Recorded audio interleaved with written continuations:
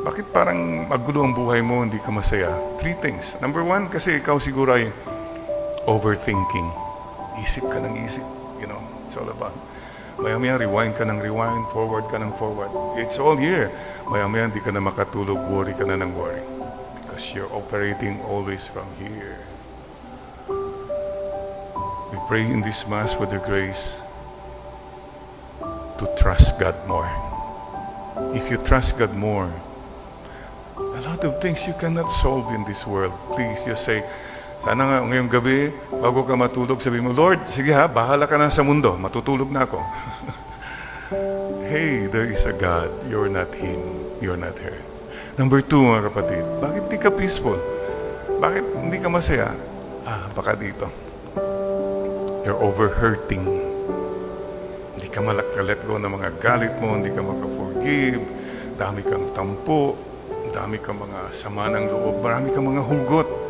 Ang bigat, kapatid. Be kind to yourself, please. Ano pong hingin natin kay Lord sa misang ito? Lord, give me the grace to forgive. Forgive na lang. Bahala ka na, Lord. Ang hirap mag-forgive, no?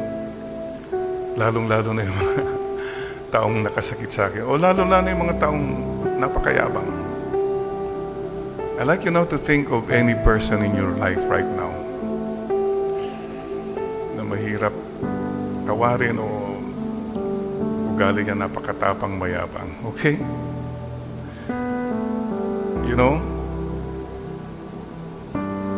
The bottom line is this.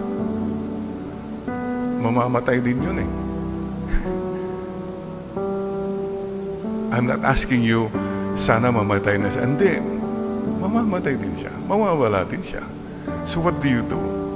Magpapa-apekto ka ba sa kanya? No, don't. This is where Christianity comes in. I just pray for that person. He's not God. She is not God. That kind of attitude. Okay, Lord. Everything is passing. Everyone is passing. Everyone is on the way. So don't pray na, sana mamatay siya. Mamamatay siya. No need to ask for that, please. Huwag ka na makialam kay Lord. Huwag ka mag-suggest. No, God has His own time. We cannot take over.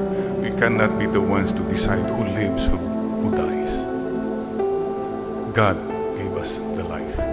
So, yan po. Pag pinagdasal mo ng isang tao, naka-forgive ka na, magaan na rin. And the third thing is, why are you not happy? Bakit parang walang peace sa buhay mo? Baka ikaw ay over-fighting. Lahat pinapatulan mo. Wala kang pinapalampas. May debate. Ako dapat. May kaaway. Hello. Ang hirap. Huwag naman po. And this is where you say, Lord, give me humility.